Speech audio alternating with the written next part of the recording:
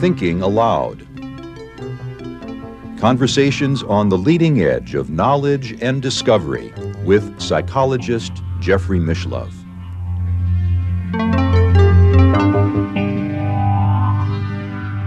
Hi, I'm Dr. Debra Lynn Katz, and I am a co-host on the new Thinking Aloud produced by Dr. Jeffrey Mishlove. Today I'm going to be sharing with you a very intimate conversation with a psychologist who specializes in twin issues, and her name is Dr. Joan Friedman. She is the author of 3 books on helping parents and educators and other therapists with the unique issues that twins and their families face. These books are Twins in Session, Case Histories in Treating Twinship Issues, The Same But Different, How Twins Can Live, Love, Learn to Be Individual, and also Emotionally Healthy Twins.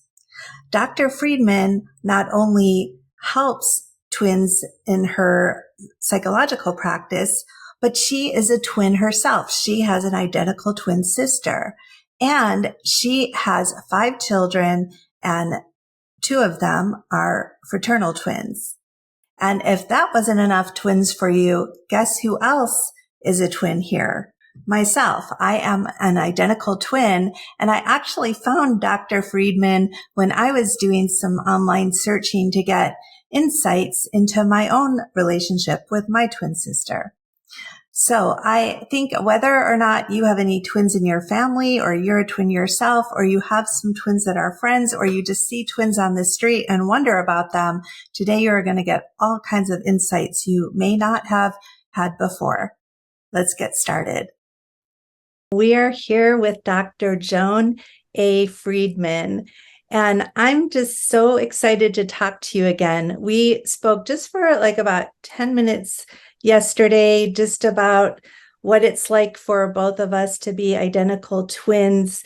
And I left the call just feeling just so energized and excited, and I could barely sleep knowing that we were going to get a whole hour to talk. Welcome. Well, thank you. I so enjoyed getting to know you yesterday, too. I mean, twins kind of have an instant intimacy at times where they can relate to so many things about their lives and their history. So, I'm really excited to dive into this talk for both of us. Yeah, and I felt like I had numerous epiphanies in just those few minutes, because you were talking about how so much of a twin's life is defined by their twinhood. And a lot of times people just don't realize that, so they're not able to share that, and even therapists. So we're going to get into that. And I know you have a few books, and your first book focuses on how parents could help their own kids, or educators can help kids. So I thought we could focus on that. And then we could go to your next book, which then helps therapists know how to work with twins. And then we can end with a discussion about intuition or intuitive experiences of twins. So can we start off? Can you share what it was like for you to be a twin growing up, and how that shaped you today and the work that you do today? Of course. Thank you. Well, I grew up in the 50s, where there were not many twins at that point, no IVF. So you are definitely kind of a wonderful accident. However, my parents, and probably most parents at that time, really were not equipped to understand how twins need their own sort of identity and their own development. And none of this, of course, occurred to me until later on, and in hindsight, where I was growing up and encountered some emotional challenges that I found out were directly related to my twinship. But my sister and I grew up we had a big house and there could have been separate rooms, but that was never talked about or even considered. So we had double beds, double sinks, double closets. Everything was like set up for a couple, which was really interesting. And I do think some parents still do that today, unfortunately. So we were together we never were in separate classes, all that stuff. And then we really wanted to go away to separate colleges. And my sister had a wonderful adjustment. I had a very difficult adjustment for different reasons, and so on and so forth. So I began to be very interested. I started to have my psychoanalytic training, and I started to read a lot of stuff. And all this stuff it's that psychoanalytic jargon that, most people can't understand. And the cases were really, really extreme and pathological. And I was looking to find something that was sort of more normal, like a normal twin development. And they didn't have such things. So I did my dissertations in both my psychoanalytic institutes on twin issues. My second training, I wrote a dissertation, which turned into my first book, which is Emotionally Healthy Twins. And I wrote it after I gave birth to my own twins, fraternal twin sons, after I had 3 singletons. And I started to really understand that my connection to my boys, the twins, was so different than my experience with singletons. So I wanted to write a book for parents of twins to talk about the importance of making a connection to each individual baby, along with some other ideas that parents of twins might need to know in order to enhance the experience of individuality. So how can parents treat their twin children as individuals when they look so much alike, and also when they may really want to be together and do similar things? How does one even start to go about doing that, treating them as individuals? Well, that's a great question. And I think one has to start sort of intrapsychically when you find out that you're having twins. And you kind of have to develop a mindset, which is there are 2 babies, 2 unique individuals that happen to be born at the same time.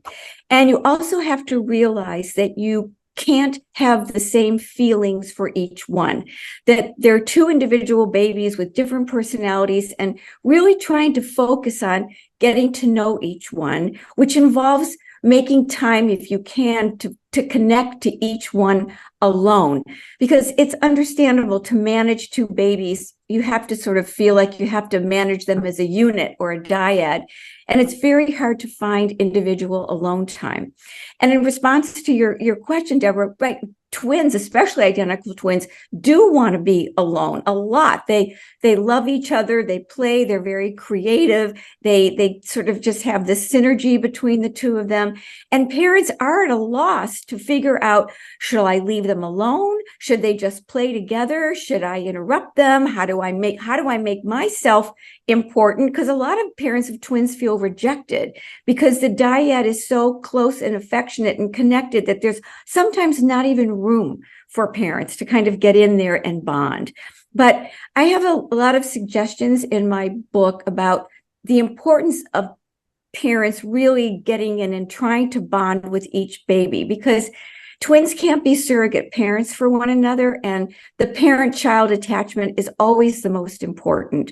So if it's a mindset first, and then it's kind of a thing of trying to find alone time, trying to maybe, always sing happy birthday twice. I don't know if you had this experience growing up, Debra, but my sister and I, we never had our own cakes. Everyone got us the same presents. So the one who opened up the present first, spoiled and ruined the surprise for the other one. So I always try to advocate happy birthday to each child, different presents. I mean, you can get maybe the same toy, but you can get one truck, one tank, and one other kind of truck. It doesn't have to be the exact same truck, because everyone knows that twins have to share everything. So it's nice for them to have things that they don't share. And that's a part of helping them grow up. They don't have to share clothes. They don't have to have silly names like my sister and I have. And they want to have their own sense of themselves. Well, that's the thing. Like, even the idea of 2 cakes, like that that's never occurred to me. We never would have ever had more than 1 cake, or extra candles or anything like that. Yeah, that's such a foreign concept. from a practical standpoint, like, is it really even possible? Like, I remember my mother saying she would forget who she fed, like she would lose track.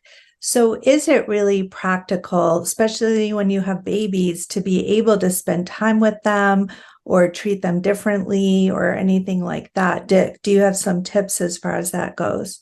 Well, it is very hard, especially, in the, probably the first 6 months where you're just consumed and overwhelmed and in a fog. But I think as they get older, it is feasible. You could take one into one room while the other one's napping and maybe just read a book or play on the floor, or you could take a little walk with someone outside if the other one's sleeping or your partner might be at home. There are lots of, like, one father told me all the alone time he had was walking one twin down to the mailbox. And that's fine. It's not so much what you do, it's kind of the concept of making room in your mind so that you can connect to each baby as opposed to connecting with them as a unit. Also, another important thing that I always mention, I don't know if you did this because my family didn't, you need to take photos of each twin by themselves. There's probably all twins are together. They have these cute photos, and there's none of them as individuals, which also, sends a really strong message about you're just a twin and you're not your own person. So taking alone pictures alone, pictures with the twins, pictures with the family is a really nice way, again, of promoting this idea of individuality. And, that has so much meaning for me because I remember by the time I got into college, my sister and I did share a dorm room and go to school our first year. Mm-hmm. And I was starting to just go nuts, feeling like I was being suffocated. But at the same time, the idea of going off on my own and going to school without her or being anywhere, like I just felt by myself, I was so boring. And that's something I've had to really kind of fight my whole life. Like, like there's nothing interesting about me apart from my sister. Is that pretty normal for twins to feel that way when they're by themselves? I think it's certainly normal for you and normal for me in our experience. I don't know about all twins. And of course, my population is skewed because the twins that are struggling with stuff come to see me. I don't see the twins that are, happy, who've resolved this, who don't have anything like that going on. But absolutely, this whole idea of growing up as a twin, like what we both did, and then being completely ill-equipped to be on our own is something I think many, many twins that I see have absolutely experienced because they've had no time to socialize alone, to study alone, to actually be separate away from their sisters. So, and of course, in our Western society, we do sort of focus on individuality. So you're supposed to be an individual at a singleton. You're supposed to kind of know the ropes by the time you go to college. But you can imagine twins that have been together their whole life, they're very scared to do that. One usually relies on one more than the other. So it's interesting to see how one might fare better. Like my sister fared much better than I did. So it depends on our experiences. But yes, it's a really hard transition. And I counsel many parents to make sure their kids are ready because they may want to go in different schools. But if they've never been separated, how is it that they're going to be able all of a sudden? I mean, a college is such a difficult adjustment for anyone, right? But for a twin who's never been away from her twin, it's really, really very, very difficult. And yet it seems like it would be so hard. Like, let's say a parent is really taking the advice to heart and wanting to treat them separately and have them have separate lives. But what happens, like one twin, say, has someone call them up and they have someone to spend the evening with or hang out with, and the other twin doesn't? Like, what do you do with that twin? You can't just say, like, stay at home, your sister's going to go out and have fun, or can you? Well, you kind of have to. I mean, and this is so hard. It's a beautiful example of feeling as if you're a parent, how do you parent and let everyone know that there's not going to be equality? I always say life is not fair and twins are not equal. And if you try to make everything equal for twins their entire life, you might be able to do that while they're home. But the minute they go out in the world on their own, they're going to have like a big shock. Like, it isn't the same. They're not going to have the same experiences. And that creates a lot of strife and problems between the twins, because they've had this expectation that everything's supposed to be the same. And of course, it can't and shouldn't stay the same. So I really advocate parents from an early age to try to have twins have their own friends and their own activities. And if one isn't invited somewhere, one's not invited to a birthday party, if they realize early on that they're not going to be together all the time with everything, then they develop a resilience and an expectation. Sometimes I'm going to get something, sometimes I'm not. Not this idea that we're growing up, it's all the same, it's all equal, we'll all have everything and everyone will live happily ever after. Doesn't happen. So what do? You have, as a parent, have to be so resilient yourself to handle the anger and the sadness of the twin that's left behind. And you have to be able to say, yeah, this is really hard. I know, you feel left out, but let's do something special, or, we can be together. You do something to try to take care of the twin who's being left. But it's so much better to learn this early on than to suffer like I did. And maybe you did it sometimes too, about how to handle things not being fair. Yeah, that I feel like you were a fly on the wall in our house growing up, because that everything had to be fair all the time.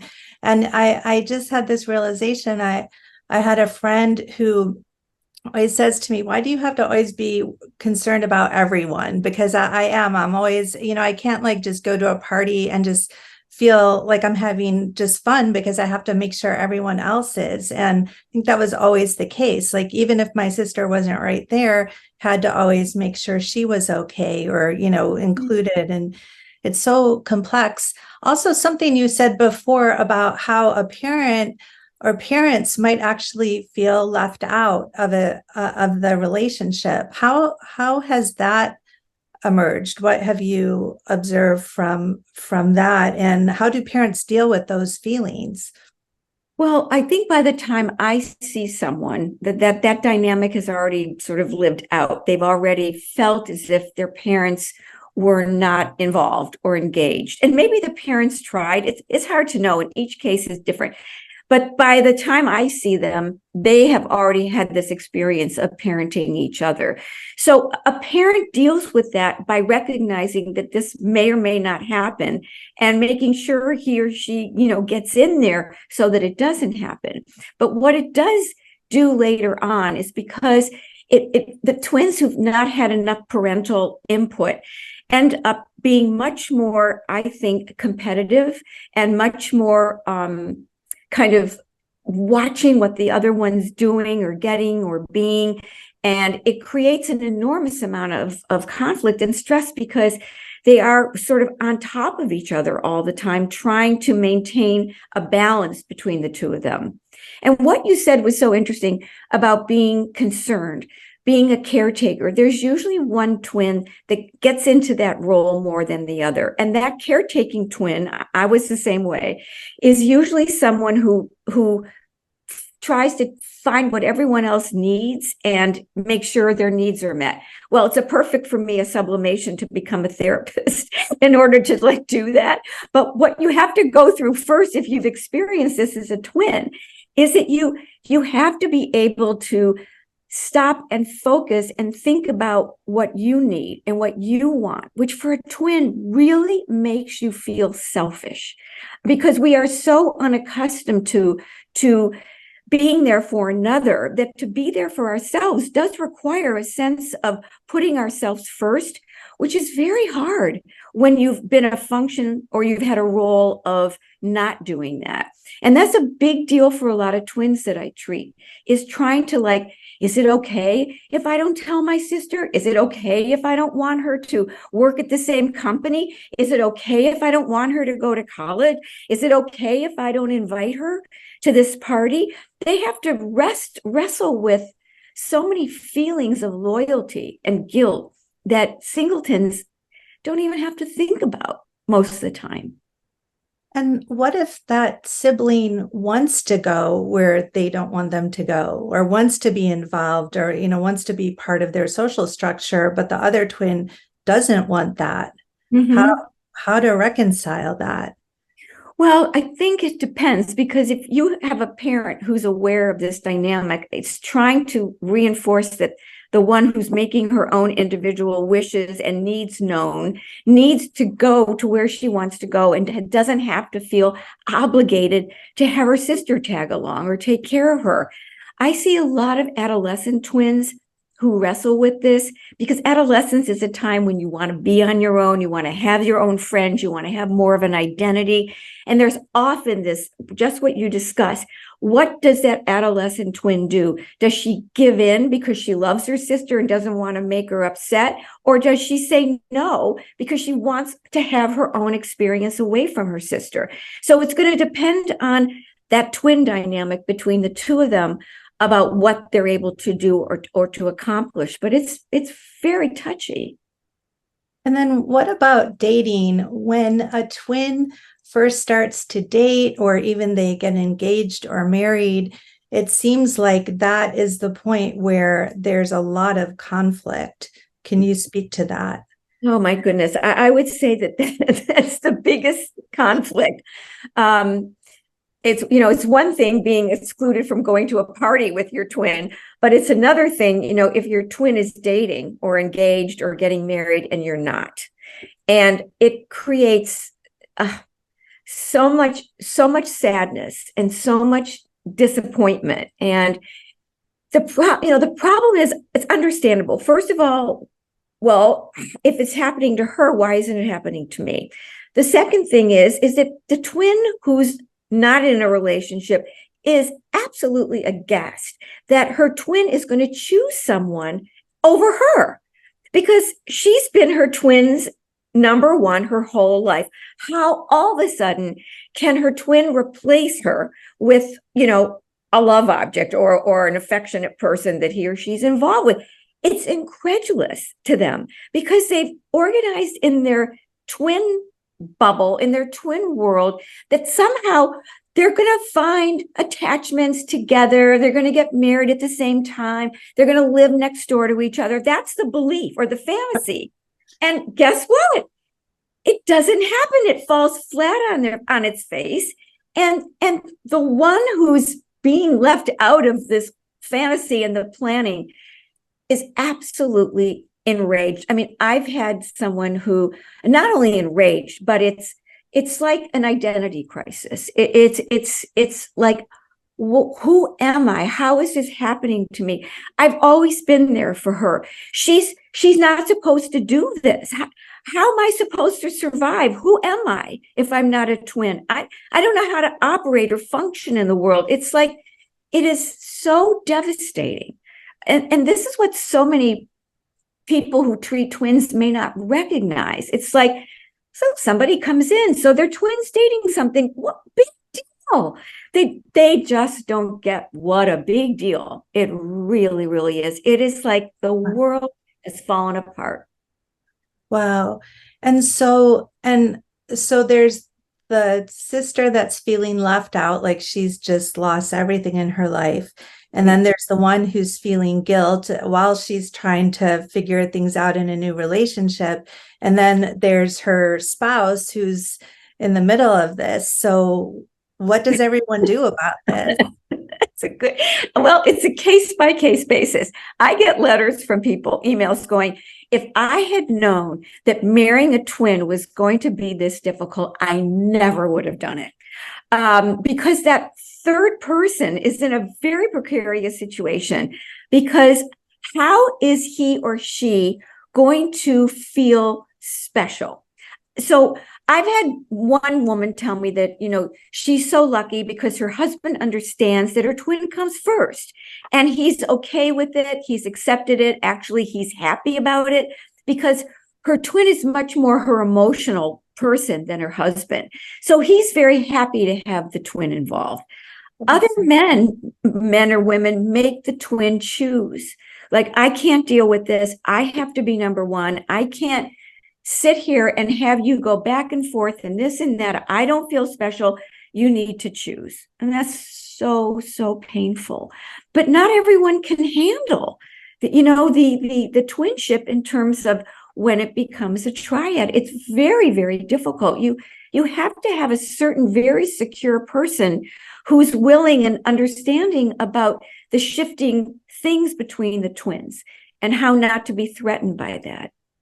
Well, and I can see if the twins are just so enmeshed where not only do they talk every day, but maybe one wants to come over and visit the other one every day, or she's listening to her sister's opinions, or maybe the sister doesn't really like the spouse. That's when I'm sure it can just get so explosive. Yes, you're absolutely right. Right. So the media tends to portray twins as best friends, two peas in a pod who always want to be together. And growing up, I would see these books of twins who looked identical even when they were like 90 years old. And some of it seemed almost creepy, like these 90-year-old guys sleeping in the same bed together, like they hadn't married anyone. They had just lived together their whole life. Mm-hmm. That was kind of disturbing to me. But how common is that?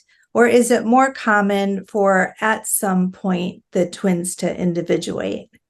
Well, it's a really good question. I mean, I hope and think that it's much more common for twins to individuate, but I've consulted with those kinds of couples that you described. And what happens is just that they kind of don't know what happened. It just sort of happened that they ended up together, they stayed together, they met each other's needs. They didn't need anybody else in their life. And they loved being together, and everything was kind of easy and predictable. And, they know each other so well, and the communication is so easy.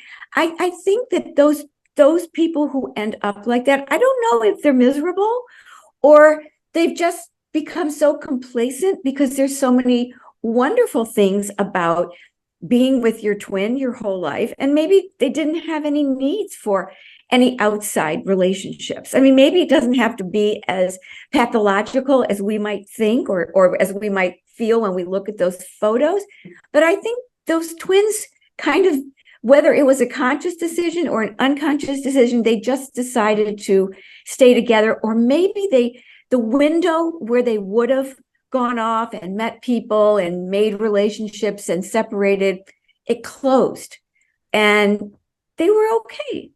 They were okay. But I think we as a society pathologize it because lots of times those couples are treated as freaks or, as, not like you said, sleeping in the same bed. And I don't know if all of them are that uncomfortable or it's just the way things ended up in their lives, Maybe they're really happy. I mean, I actually am a little envious. Like I would just love to have such loving feelings all the time that, a relationship like that, it continued, because we used to be like that, right? Like we used to have bunk beds and, just so to just be like that your whole life and want to be like that, there's something nice about that, even though it seems strange at the same time. But then we also hear stories about twins marrying other twins. And I heard one story where all four lived together in the same household. Now, that's probably pretty unusual, but have you had any clients like that? I haven't. I know that I think there's a TV show about those twins who marry twins, but I know I actually have had no experiences with that. So let's talk about your book, Twins in Session. Can you talk about the typical or most pressing issues that your clients come to you with? Yes, I think the first one is when one twin is abandoned, either with a relationship moving away, even death. The abandonment issues and the separation issues are the most complex, because at that moment, their identity is based on their being a twin. And with the twin out of the picture, in a sense, and no longer the primary object, they really don't know who they are. And it's very, very problematic. And they sometimes really don't ever even get over it. They can't get over it. It is such a blow. So that's a big issue. Twin loss is not understood very well, and I'm not an expert. There are a lot of wonderful experts on that. But people often say that losing a twin is not the same as losing a sibling. And because this twin you grew up with, you are so much more attached to them in so many psychic ways, psychological ways, biological ways. It's just that the losing an identical twin or even a fraternal twin is so catastrophic that many twins can't really get over that loss, or it takes them a very long time.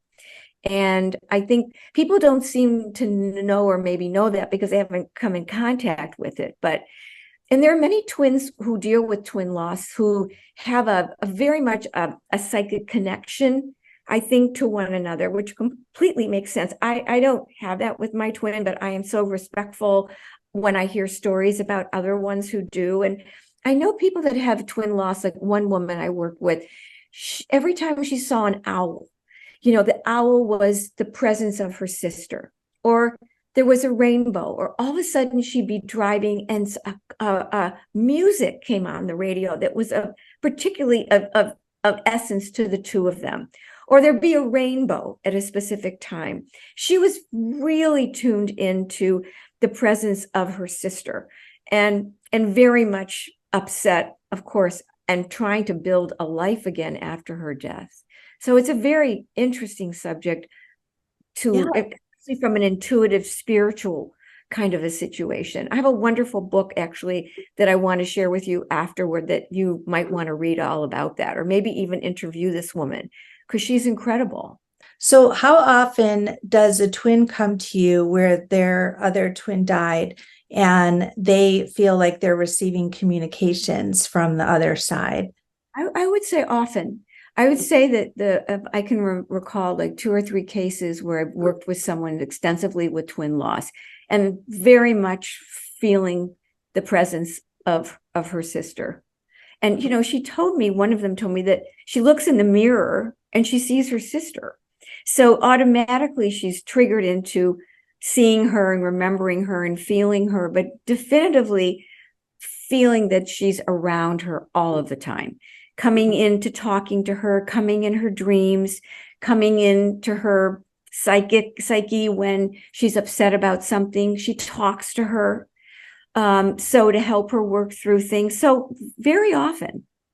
And is it helpful? Is that really helpful to have that? I think it's incredibly helpful. And the twins who have had this that I know of, which is very few in terms of a sample, these were twins that were adult twins that were actually inseparable. I mean, they just were like the twins you talked about, talking every day.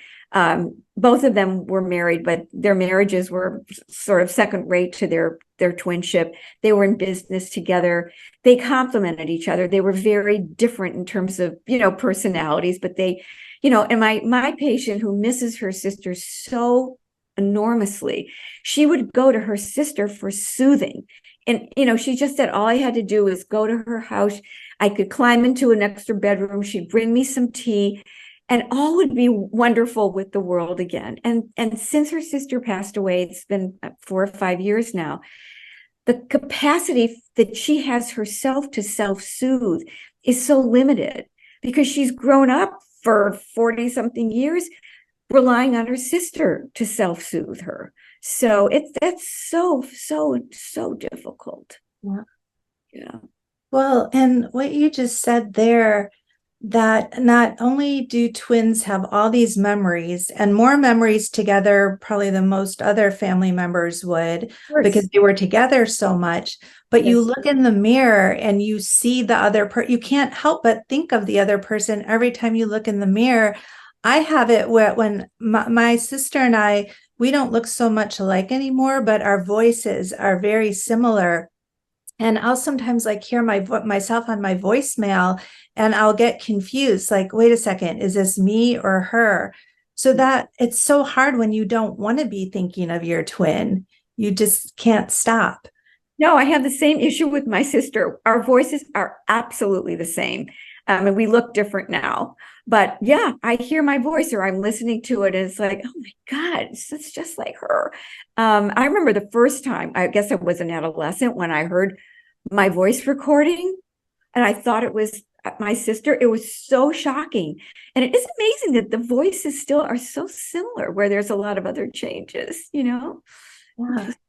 Well, and then another issue I read about in your book, and I've seen online because when I've had issues with my own sister and I went online to get some answers, I found two things. One was blog posts from yourself that were really, really super helpful. And the other thing was lots of forums, even twin forums, where people are voicing such angst and anger, just rage, pure rage. And what can you say about that? Like, why is that? What causes that rage to be so intense with someone who, on the other hand, you are so close to? Well, that's a good question. And I think it's because you've been so close to someone that the only way you can really kind of separate is to get angry. So it's kind of it's like sort of like when you're growing up as a twin, you might feel merged in many ways. And then when you're older, you want to get away from being merged. You want to like be your own person. You want to be known rather than noticed, you know? And so sometimes the only way you can think about finding your own self is to get angry, because if you get angry at your twin, then you can be sure that you might be, getting away. And then if you get away, then you can possibly start to feel you can breathe life into yourself. But I'm afraid that's a very primitive and unhealthy way of trying to handle separateness and differences. But twins are extreme. So sometimes they go from one extreme to the other and they don't know kind of what's in the middle. When I've worked with some twin couples, and I have to say it's very hard. It's even harder working with twin couples than it is with marriage couples, because the twins have grown up and they're still trying to be separate people. And if you don't feel like a separate person, how are you able to sit back and hear, even if someone's angry or defensive, hear that they're angry about something? You have to be able to, okay, well, you did this, you did that, and you have to be able to have enough of your own presence and your own separateness to be able to hear what the other person's saying to you without erupting. But twins feel enraged when they hear their twin disparaging them or criticizing them. The only thing they can do is get enraged, because they view this as an absolute annihilation. How dare you say that to me? How dare you think that about me? That is not true. There's no capacity to like, I have a perspective, you have a perspective, let's try to listen, without it erupting into a big fight. And a lot of that has to do with the fact that twins feel when they see there's a difference, the difference is seen as kind of a rupture. It's not seen as like, well, I'm this way and you're this way, or I feel this way and you. It's a rupture in the twinship. And ruptures create rage and anger and resentment. And then they have to learn how to repair it, which is very hard for twins because they often don't have those tools either, because there's such hurt feelings involved. That's why there's a whole body of literature about twin estrangement. Why is it so hard for twins to get back into a harmony with each other after they've had a rupture. And it's complicated. And a lot of it has to do with competition. A lot of it has to do with jealousy. A lot of it has to do with just not being able to hear any disparaging comments about one another. And it's really difficult and sad. So, but a lot of twins too, they yell and scream at each other and then they're fine the next minute. I always hear parents telling me, oh my God, they have the worst fight and this and that. And, 5 seconds later, they've worked it through. That's what happens in childhood, but I don't know what happens in adulthood. I'm afraid it's not that easy. Yeah. So. My spouse just made that comment about a week ago. He was like, it's very unusual that you could be so close and then you have a big blow up and it seems like the worst thing in the world and you hang up on each other and yell at each other. And a week later, you're talking as that like you don't even remember what happened. He's like, this is very bizarre to be around. It's not quite normal. But except for twins. Yeah. Well, and then also it seems hard like for twins to acknowledge the differences in each other. Like they both seem to want to make each other like the other one, or if one has a different way of behaving or a different lifestyle, that seems to be problematic. Have you noticed that? Yes, I've noticed it a lot. And it's very, very sad. Again, it relates back to what we discussed earlier, that life isn't fair, right? And so they're angry about the fact that, it's normal for all of us to be envious or be jealous. That's a normal condition of life, right? And there's nothing to be ashamed of it. It's much better if you can acknowledge it rather than feel ashamed about it or that it's wrong, because it's just a human condition. But with twins, the envy that they might feel for one another is really destructive, because it's coming out of this intense relationship where they've tried so hard to keep things the same. And the envy and the discrepancies and the feelings around that can really just make a twinship erupt into something that can't be repaired. So it's very hard, and it can be something so small, like twins who parent their children differently. Lots of people don't parent the same, but you imagine that your twin is going to parent the same way you do, but they don't. Or, how they spend money or where they're going to go on vacation. It's like, what? You're doing that? How come you're doing that? I would never do that. Why aren't you doing what I'm doing? It's like, and you would never do this to a sibling. You would just go, oh yeah, he or she's doing it that way. And I don't like what he's doing, but that's okay.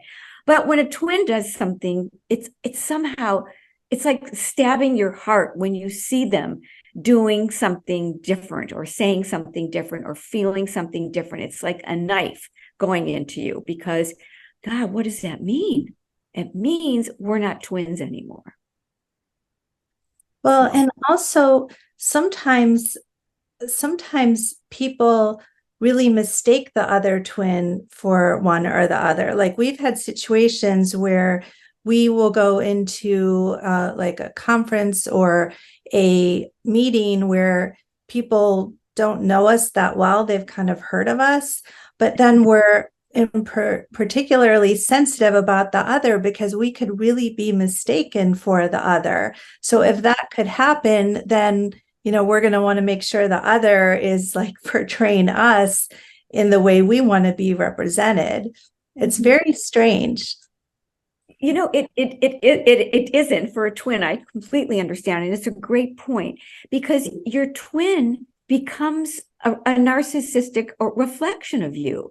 So if people are going to confuse you and they're not going to know who you are and not be able to distinguish you from the other, and your twin is off doing stuff that is embarrassing or shameful or weird or that you disapprove of, and it's automatically going to be attributed to you, who likes that? It's uncomfortable. It's unsettling. So you're right. It's like, you can't control what your twin may or may not be doing, but it does reflect on you. And it's another one of those sort of pressures that twins go through until they are really secure in their own identity. Then they can just say, well, yeah, my sister looks like me and she's doing that, but that's her thing. Can you talk about multiples? How are issues between multiples different than with twins? I mean, multiples, you mean more than twins? Yeah, like let's say triplets that are all identical. Oh God, I don't know. Some of the advice that I give to mothers of twins, you yourself have questions. How is that possible? I couldn't possibly feel right giving that same advice to a mother of triplets. I mean, identical triplets. So there's a wonderful book, though, written by an identical triplet. Her name is, I'm going to pronounce it wrong, Carrie Estravag. It's called Parenting Like a Triplet. And she writes a wonderful book about what it was like to grow up with her identical triplet sisters in a very small town where there was no chance of anyone being able to distinguish one from the other. And their mother died when they were in their adolescence. And I think the first experience that each one of them had was when they were able to go to a foreign country to study, and they all went to separate places. And it was the most wonderful experience that they all had, because it was the first time they were able to explore their individuality and to be by themselves. And anyway, now I know they all live very close together. They're all married. They all have children. And somehow they negotiated all of these difficult issues. One thing I remember her talking about, which is, I think, important to say, is that she remembers being bullied. And I've talked to a lot of twins who've been bullied. And I think people wouldn't imagine that happens to twins, because everyone wants to be a twin and everyone envies that want to be a twin. They want to look so wonderful. They get so much attention. They're so special. They always have a best friend. I don't think people realize that this happens more than you would imagine. And I think the bullying comes that other kids are envious of what they have, and they don't know how to even relate to the two twins. And the more that the twins are bullied, the more they're going to stay together. So it's kind of a self-perpetuating problem that I think people and teachers and other parents should be aware of, that this happens a lot more than we would imagine, that it's that kind of negative side of being a twin. It's interesting. Yeah, so much so, because you are an oddity, and it is abnormal. At the same time, people think it's cool, but it's kind of weird and strange. I still think it's bizarre sometimes, especially if I haven't been with my sister for a while and then we're together. I'm like, wow, this is so weird. Get over it. No, I see twins too, and I go, God, that's really weird. Strange. Yeah. And so, I was going to first ask you, like, should twins always be in different classes? But when you were talking about the bullying, should they ever be put into different schools? Well, that's a wonderful question. And say this is the most prevalent question you get, parenting twins. Should they be in separate classes? And the good news is that there's no one answer. It's a case by case basis. You have to figure out, are they comfortable being separated? Have they ever been separated? Are they too competitive? Are they too clingy? You have to examine the type of relationship that they have, and you have to examine their readiness to do something like that. So again, each family has to figure out what's best, and hopefully they can go to a school where they're able to make the decision themselves, or thankfully, hopefully go to a school that if they want their kids to be separate, there's two separate classes. There's not always that option. But I have definitely counseled parents of twins to separate them into different schools. I'd say like around 8, 9, 10, around, I guess, middle school. And it's especially happened with fraternal twins that I've consulted with, because fraternals are very unlike identicals, who are pretty much close in terms of their academics and their athletic ability. And I mean, they're very different personality wise, but a lot of the stuff is kind of similar. Fraternals are just like regular siblings. So they're not at all evenly matched in most things. So if one is very athletic or one's really like shooting ahead academically, or one's really an extrovert and the other one is really suffering, and they're in the same school and small in the same peer group, and all the peers are going, why aren't you good at this? Or why don't you have any friends? Or why is your brother so good at this, but you can't do this? You're supposed to be twins. I mean, if things get really, really bad in terms of the comparison, then I think if parents have the luxury and the option of putting them in different schools, in those circumstances, I think it's the biggest gift you can do for them. And I know parents who've done it, who've gotten so much, how could you do this? How could you separate them? How dare you? I mean, there's so much blowback and negativity, not understanding the bigger picture that this is like the best gift they could possibly have. So wow. Yeah, in those cases, but I mean, people get really upset.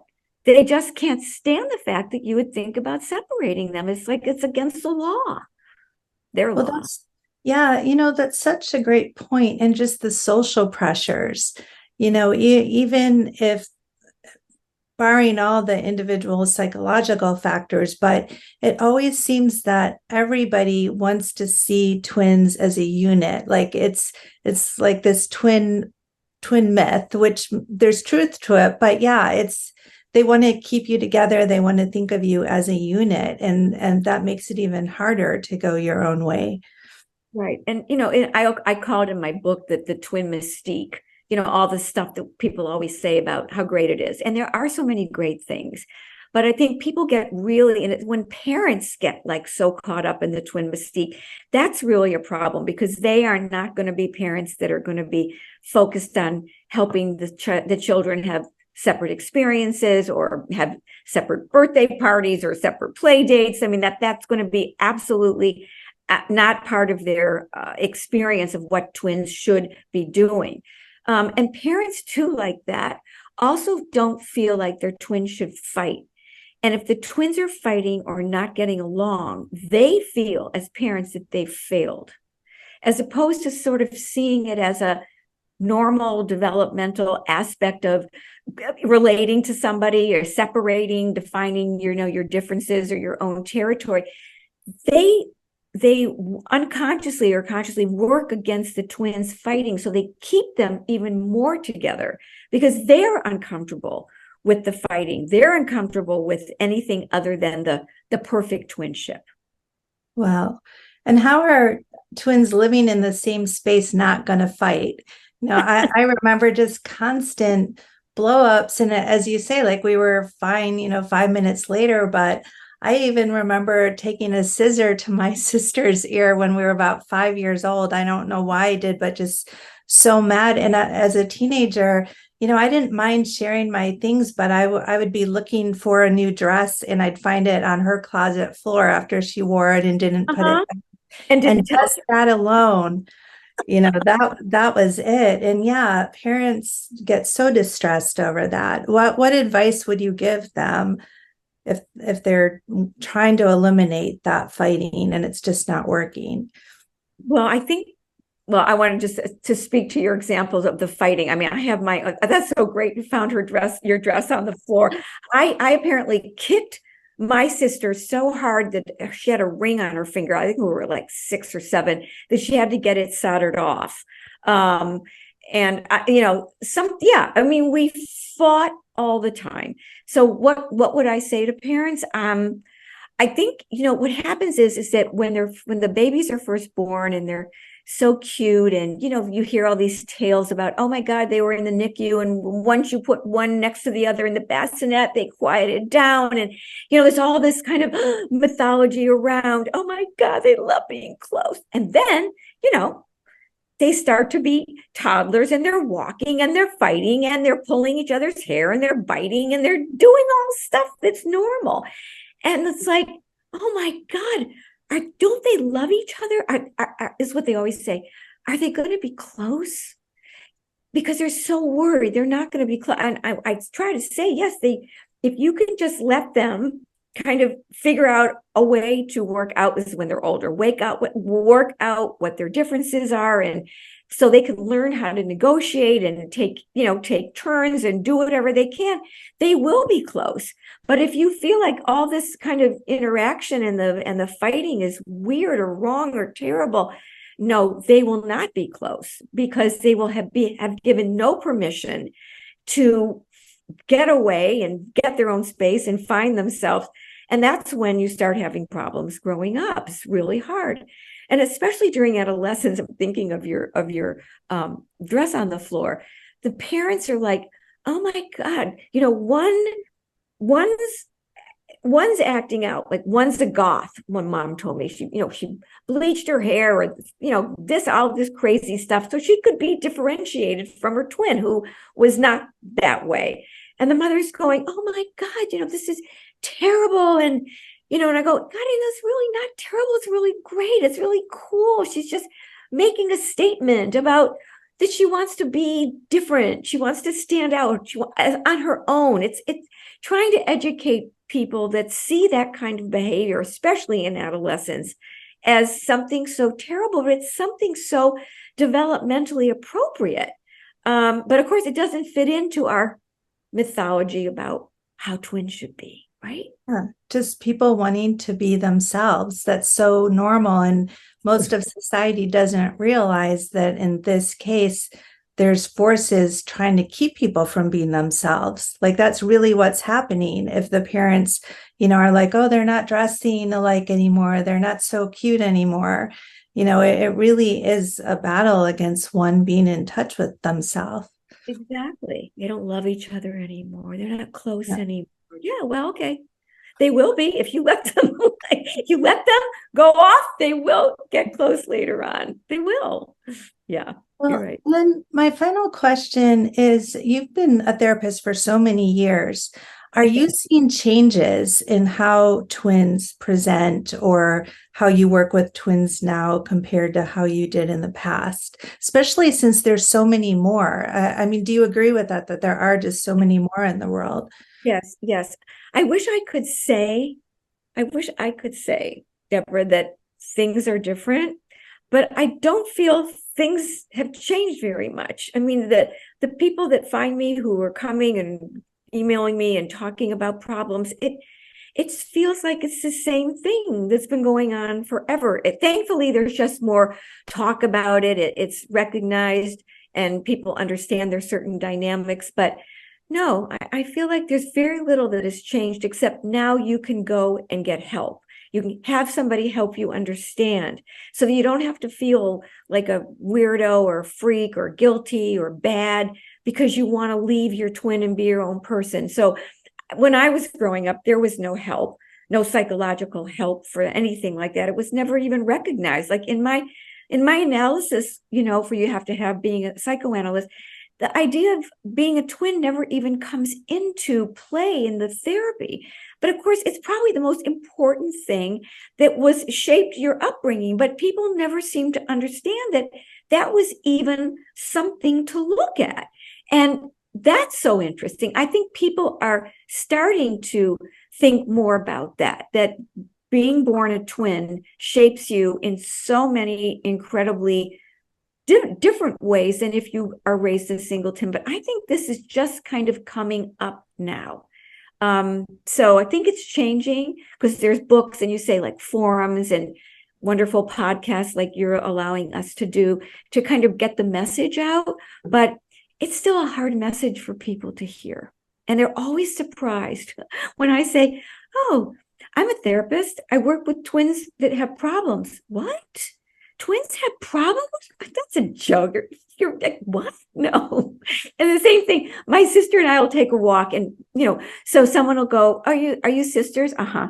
Are you twins? Yeah. Oh, are you best friends? And so my sister or I will answer, no, actually, we both have our own best friends.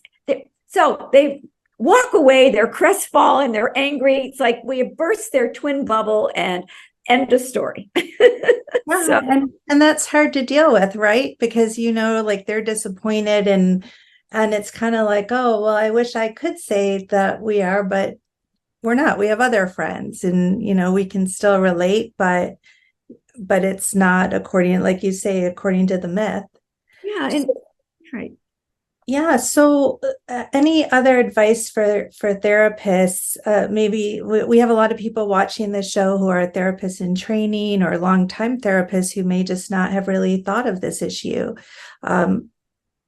What can they do? Well, I think, when you find out that your patient's a twin, that you all of a sudden sort of reset your expectations. And you understand that you may become in the therapy, you might become a twin to that patient. You might be related to as a parent of that twin. You have to know that the twin relationship was probably the most important relationship to this patient that you have in front of you.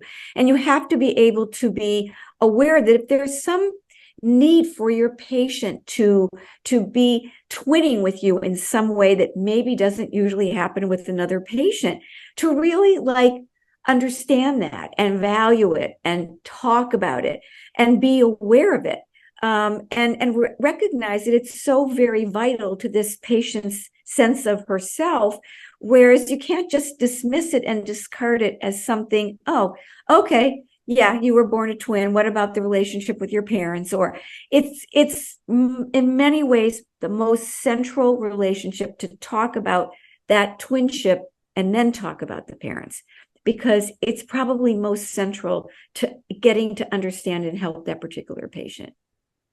So that, everybody, is psychologist Joan A. Friedman. I would like to thank you all so much for tuning in today. And we would really love to hear from you. So make sure that you put comments into the comment section below the video and let us know what you thought. If you have any questions, I would be happy to answer them, and I can bring some to Dr. Friedman. I'm sure she would be willing to answer some. So do please put your questions and comments into the comment section under the video. Also, do subscribe, because this year, every year, New Thinking Aloud outdoes itself with its guests and really exciting topics where you'll learn so much, not just about unusual topics, but from the leading experts and also from people that are really on the leading edge of science. And so do subscribe, do give some comments, and then just go out and prosper. We're really happy that you're part of the New Thinking Aloud community, and we know that this type of programming is going to enhance your life. So tell everybody about it, subscribe, check out the New Thinking Aloud Foundation website, and we'll see you soon.